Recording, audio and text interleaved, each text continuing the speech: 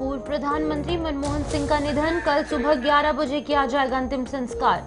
सरकार ने 7 दिनों का राजकीय शोक किया घोषित, भाजपा और कांग्रेस ने जताया शोक।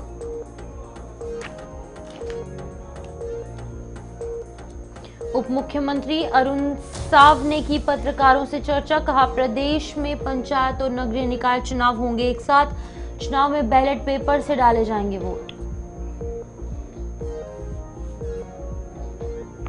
वहीं बीएड सहायक शिक्षकों की न्याय की अंतिम पुकार, रायपुर के धरना स्थल पर इतिहास रचने वाला होगा दृश्य, बीएड सहायक शिक्षक करेंगे सामूहिक मुंडन।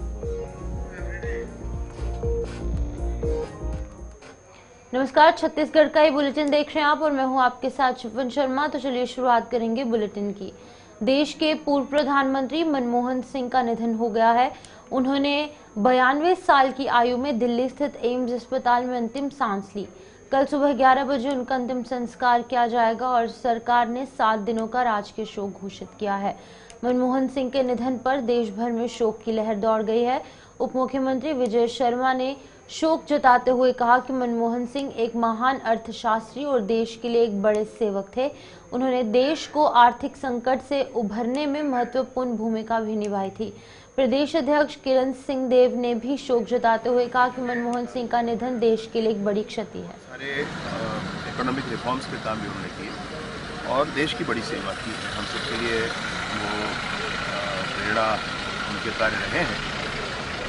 हम सबके बीच अभी वो नहीं रह गए, 92 साल की उम्र में पता चला है। मैं ईश्वर से प्रार्थना करता हूँ कि अपने चरणों में उनको स्थान दें, उनकी आत्मा को शांति हो और परिवार वालों को समर्पित हो। पूरा देश आहत है और पूर्व प्रधानमंत्री आदरणीय मनमोहन सिंह जी का निधन पूरा देश के लिए एक अपूर्णीय क्षति है और भारतीय जनता पार्टी पूरे छत्तीसगढ़ परिवार की ओर से मैं उनको अपनी शोक श्रद्धांजलि अर्पित करता हूँ। साथ ही साथ उनके परिवार के सभी को हम भी उस परिवार के उनके दुख में सम्मिलित हैं और ये अपूर्णीय क्षति है।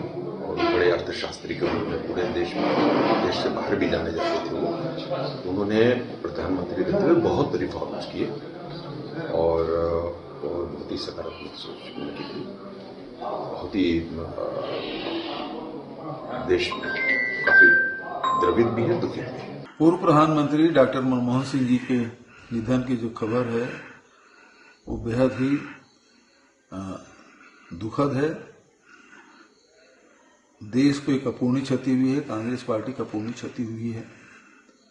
एक कुशल अर्थशास्त्री के रूप में उन्होंने देश की सेवा की, वित्त मंत्री के रूप में और फिर 10 साल प्रधानमंत्री के रूप में। जो आर्थिक सुधार उन्होंने किए उसका लाभ पूरे देश को हुआ। 10 वर्षों राज्यपाल रमेन ढेका ने पूर्व प्रधानमंत्री डॉक्टर मनमोहन सिंह के निधन पर उन्हें भावभीनी श्रद्धांजलि दी।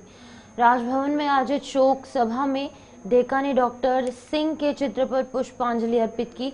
अपनी संवेदना व्यक्त करते हुए उन्होंने कहा कि डॉक्टर मनमोहन सिंह का जाना केवल उनके परिवार और मित्रों के लिए नहीं बल्कि पूरे देश के लिए एक अपूरणीय क्षति है। राज्यपाल ढेका ने डॉक्टर मनमोहन सिंह के कार्यों का स्मरण करते हुए कहा कि उन्होंने भारतीय राजनीति और अर्थव्यवस्था में महत्वपूर्ण भूमिका निभाई।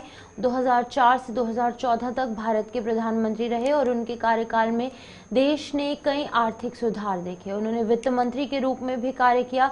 उन्होंने आर्थिक उदारीकरण की दिशा में भी कई महत्वपूर्ण कदम उठाए। वहीं उप मुख्यमंत्री अरुण साव ने पूर्व प्रधानमंत्री डॉक्टर मनमोहन सिंह के निधन पर शोक व्यक्त किया। उन्होंने कहा कि पूर्व प्रधानमंत्री डॉक्टर मनमोहन सिंह जी का निधन देश के लिए अपूरणीय क्षति है जिसकी भरपाई नहीं हो सकती। डिप्टी सीएम साव ने कहा कि पूर्व प्रधानमंत्री मनमोहन सिंह जी का राजनीति में एक लंबा अनुभव रहा।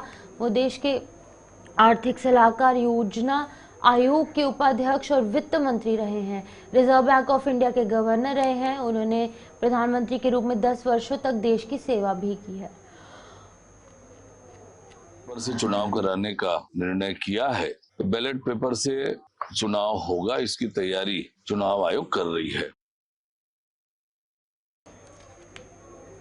राज्यपाल रमेन डेका और मुख्यमंत्री विष्णुदेव साय वीर बाल दिवस के अवसर पर रायपुर के पंडरी स्थित गुरुद्वारा पहुंचे और दशम गुरु गुरु गोविंद सिंह जी के वीर सुपूतों बाबा जोरावर सिंह और बाबा फतेह सिंह की शहादत का स्मरण करते हुए उनका नमन किया।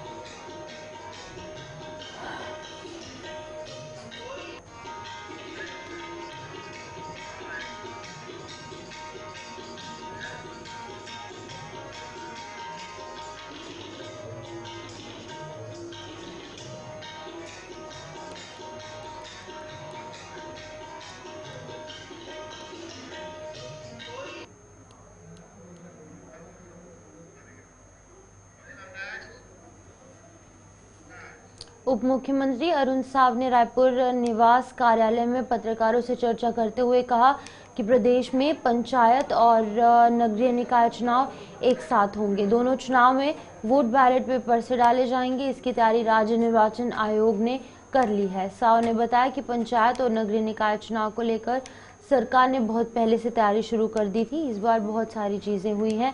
सर्वोच्च न्यायालय के यहाँ पर आदेश पालन में आरक्षण पद्धति बदल दी गई है। पिछड़ा वर्ग आयोग बनाया और उसकी रिपोर्ट के आधार पर ही आरक्षण हो रहे हैं। इसी प्रकार निकायों में महापौर और अध्यक्ष का चुनाव प्रत्याश प्रणालियों में करने का निर्णय भी लिया गया। बैलेट पेपर से चुनाव कराने का निर्णय किया है। बैलेट पेपर से चुनाव होगा, इसकी तैयारी चुनाव आयोग कर रही है। पंचायत और नगरीय निकाय चुनावों को लेकर हमारी सरकार ने लगातार बहुत पहले से तैयारियां प्रारंभ की थी। जैसे आप सबको पता है कि बहुत सारी चीजें इस बार नई हुई है। माननीय सर्वोच्च न्यायालय के निर्देश के पालन में आरक्षण की सारी पद्धति चेंज हुई है। आयोग बनाया, आयोग की रिपोर्ट आई और उस आधार पर आरक्षण होना है। उसी तरह से निकायों में अध्यक्ष और महापौर के चुनाव प्रत्यक्ष प्रणाली से करने का निर्णय हुआ है। और इस बीच नई निकायें बनी हैं, नए नगर पंचायत, नगर पंचायतों को नगर पालिका में अपग्रेड किया है। इन सबके तैयारियों में थोड़ा समय की आवश्यकता थी और इसलिए आरक्षण की प्रक्रिया अब नगरीय निकायों के अध्यक्ष और महापौर के लिए 7 तारीख निर्धारित की है। पर सरकार जल्द से जल्द चुनाव कराने के लिए प्रतिबद्ध है। जैसे ही आरक्षण की प्रक्रिया समाप्त होगी उसकी सूचना चुनाव आयोग को भेजी जाएगी और चुनाव आयोग जो है उसके तुरंत बाद। छत्तीसगढ़ प्रदेश में नगरीय निकाय चुनाव को लेकर लगातार सवाल खड़े हो रहे हैं। लगातार इसकी तारीखों का इंतजार किया जा रहा है, जिसे लेकर छत्तीसगढ़ के उप मुख्यमंत्री और गृह मंत्री विजय शर्मा ने कहा कि चुनाव तय समय से पहले ही हो जाएंगे क्योंकि सरकार की तरफ से पूरी तैयारी कर ली गई है। इस दौरान उन्होंने राजनांदगांव में पुलिस भर्ती पर लगी रोक को लेकर कहा कि इस विषय में जांच चल रही है और जो लोग निर्दोष हैं उन्हें भी वापस से अपना प्रदर्शन करने का मौका मिलेगा। पंचायत चुनाव मैं सोचता हूं कि समय से कुछ पहले ही हो जाएंगे। जो निर्धारित समय इसका है उससे कुछ पहले ही पंचायत चुनाव हो जाएंगे भाई, मुझे ऐसा लगता है। बाकी चुनाव आयोग और बताएगा, क्योंकि तैयारी प्रशासन की पूरी है और जो काम प्रशासन को करना था वो सारा सब कुछ किया हुआ है। कोयला घोटाला कैसे किए थे, कैसे आज उनके लोग अंदर हैं जेल में, इनको ध्यान देना चाहिए कि शराब का घोटाला कैसे किए थे, कैसे इनके लोग अंदर हैं। इनको पीएससी की पूरी परीक्षा में कैसे धन वालों के बच्चे परीक्षा में पास होते थे, कैसे वो लोग जेल के अंदर हैं, इस पर ध्यान देना चाहिए भाई। ये भर्ती प्रक्रिया तो जो भी गड़बड़ी हुई हम सुधार लेंगे और सुधार ही रहे हैं। एक भी ऐसा सिलेक्शन नहीं होगा जो किसी तरह के जुगाड़ में कोई घूमता हो। सारे के सारे सिलेक्शन बिल्कुल शुद्धता के रूप से होंगे।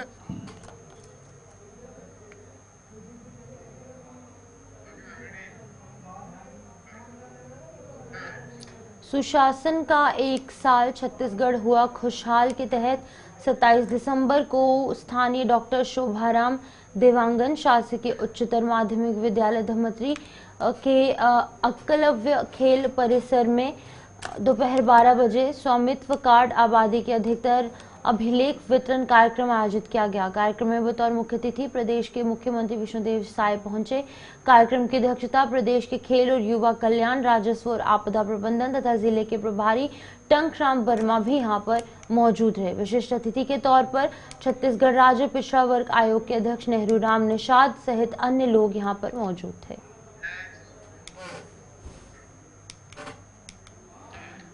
पुलिस अधीक्षक के निर्देशानुसार और अति पुलिस अधीक्षक के नेतृत्व में थाना बोराई थाना प्रभारी द्वारा अति संवेदनशील नक्सली क्षेत्र ग्राम एकावरी में सिविक एक्शन प्रोग्राम में वहां ग्रामीणों को कंबल, स्वेटर, गमछा, बच्चों को काफी यहां पर कॉपी और पेन और खेल सामग्री, फुटबॉल, वॉलीबॉल और नेट का वितरण किया गया।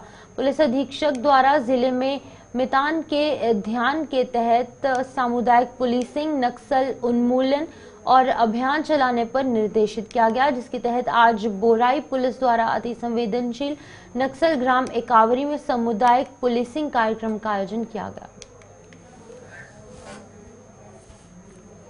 आगामी संगठन चुनाव को लेकर पूर्व पीसीसी चीफ धनेंद्र साहू का बयान सामने आया है, जिसमें उन्होंने कहा है कि अभी मंडल के चुनाव हो रहे हैं और आज मंडल के चुनाव में अधिकतम जगह लड़ाई झगड़ा और असंतोष की खबरें आ रही हैं और ये साबित होता है कि भारतीय जनता पार्टी में ये जो संगठन का चुनाव हो रहा है पूरे तरीके से प्रजातांत्रिक ना हो, इसके लिए काफी कोशिशें हो रही हैं विधानसभा में और उसको स्वीकृत भी कर दिया गया है। और उस समय ही हमारे नेता प्रतिपक्ष ने विधानसभा में ही इसकी आपत्ति करी थी कि ये वैधानिक नहीं है और उसी के लेकर के माननीय नेता प्रतिपक्ष जी ने महामहिम महोदय को पत्र लिखकर अनुरोध किया है कि इस विधेयक को मंजूरी न दी जाए। तो निश्चित तौर पर वह जो संशोधन है, ये जो विधेयक संशोधन हुआ वो संविधान के विपरीत जाता है, इसलिए उसको मंजूरी नहीं दी जानी चाहिए। अभी पुलिस भर्ती अभियान में राजनांदगांव जिले में जो काफी बड़ी आज राजधानी रायपुर के धरना स्थल पर इतिहास रचने वाला दृश्य देखने को मिला। अपनी सेवा, सुरक्षा और भविष्य के अधिकारों के लिए संघर्ष कर रहे हजारों पुरुष और महिला बीएड सहायक शिक्षक सरकार का ध्यान आकर्षित करने के लिए सामूहिक मुंडन करेंगे। इस आंदोलन में पुरुष शिक्षकों के साथ साथ महिला शिक्षिकाएं भी अपनी पहचान और आत्मसम्मान का बलिदान देने को तैयार हैं। शिक्षकों का कहना है कि ये कदम उठाने के लिए उनके संघर्ष की गंभीरता को देखते हुए और इन तमाम चीजों को दर्शाता है। उन्होंने स्पष्ट किया कि ये केवल बालों का त्याग नहीं बल्कि उनके भविष्य के लिए एक गहरी पीड़ा और न्याय की आवाज है। तो चलिए, छत्तीसगढ़ के इस खास बुलेटिन में इतना ही। दीजिए इजाजत, नमस्कार।